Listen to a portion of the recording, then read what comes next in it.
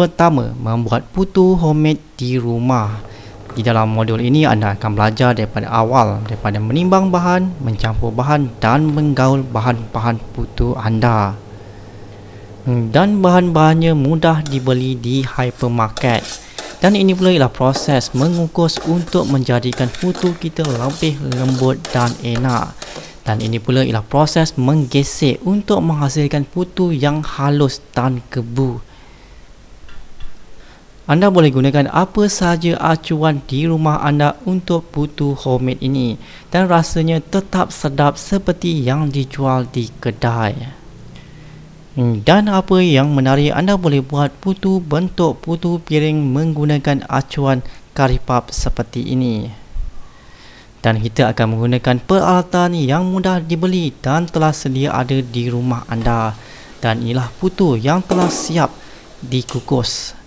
Ia mudah dikeluarkan dan kelihatan lembut, enak dan kebu. Manakala ini pula ialah putu bentuk putu piring menggunakan acuan karipap. Anda juga akan diajar cara untuk memarut gula Melaka seperti ini dan menyediakan kelapa parut yang lebih enak dan sedap dimakan. Modul kedua, membuat putu komersial yang biasanya dijual di kedai. Anda akan belajar cara membuat putu piring daripada awal sehingga siap putu piring anda. Untuk putu piring ini kita akan menggunakan acuan khas putu piring. Dalam pakej ini anda akan diberitahu atau diterangkan cara untuk mendapatkan peralatan tersebut. Dan biasanya putu piring dikukus di dalam kain menggunakan alat pengukus khasnya. Dan inilah putu piring yang kelihatan begitu lembut, kebu dan enak dimakan. Dan seterusnya anda akan belajar cara membuat putu bambu dari awal sehingga siap. Dan biasanya kita menggunakan buluh dalam membuat putu bambu ini. Cara untuk mendapatkan buluh dan peralatannya ada diterangkan di dalam pakej ini. Manakala untuk teknik mengukus, anda akan diajar dua teknik. Teknik pertama menggunakan kaedah menyengit dalam mengangkat dan meletakkannya ke atas alat pengukus putu bambu. Dan teknik kedua menggunakan teknik mengangkat secara menegak. Kita bersihkan terlebih dahulu sebelum diletakkan di atas alat pengukus kita secara menegak. Ia tidak akan jatuh. Dan putu ini mudah dikeluarkan daripada buluh. Ia perlukan cara yang betul. Dan ia kelihatan sungguh lembut, halus, kebu dan enak dimakan. Dan anda juga akan diajar cara membuat putu pada kuantiti yang banyak dengan teknik yang betul. Modul ketiga, membuat aneka putu special new edition. Di dalam modul ini anda akan belajar cara membuat acuan menggunakan daun pisang. Dan acuan ini boleh digunakan berulang kali seperti buluh juga, tapi dalam masa sehari.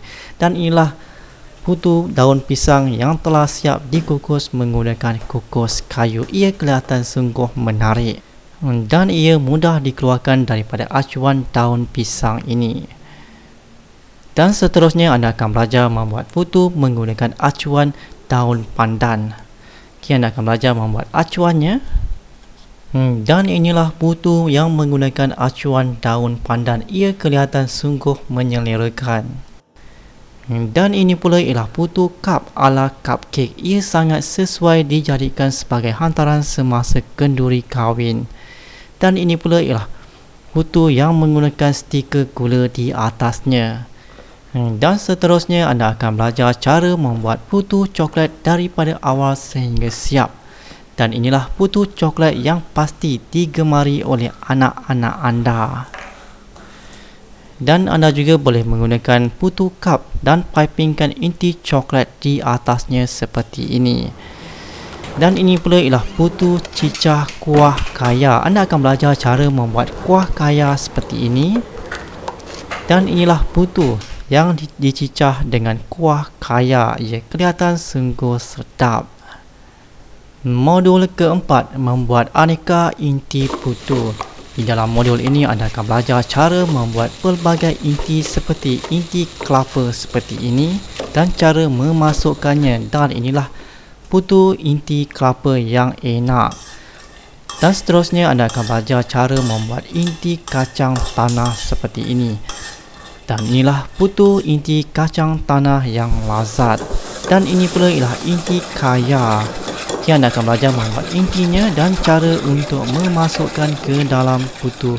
Dan inilah putu inti kaya yang cukup sedap.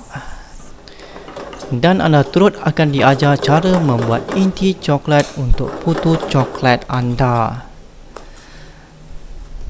Dan inilah putu coklat yang cukup enak dan lazat dimakan. Dan ini pula ialah putu inti kacang merah. Anda akan belajar cara membuatnya dari awal sehingga siap. Dan inilah putu kacang merah yang istimewa dan enak dimakan. Modul kelima, pengiraan kos dan keuntungan putu anda. Di dalam modul ini anda akan belajar cara pengiraan kos dan keuntungan menggunakan Excel file dan juga secara manual. Dan anda juga akan diajar cara untuk menggandakan resepi menggunakan Excel file dan secara manual. Dan modul yang keenam ialah strategi bisnes putu. Di dalam modul ini anda akan diajar 3 cara pembungkusan yang biasanya digunakan oleh peniaga putu dan juga anda akan diberikan tips dan strategi bisnes putu dan cara untuk menjalankan bisnes putu sambil bekerja. Dan anda juga akan turut mendapat panduan step by step membuat putu mayam yang sedap.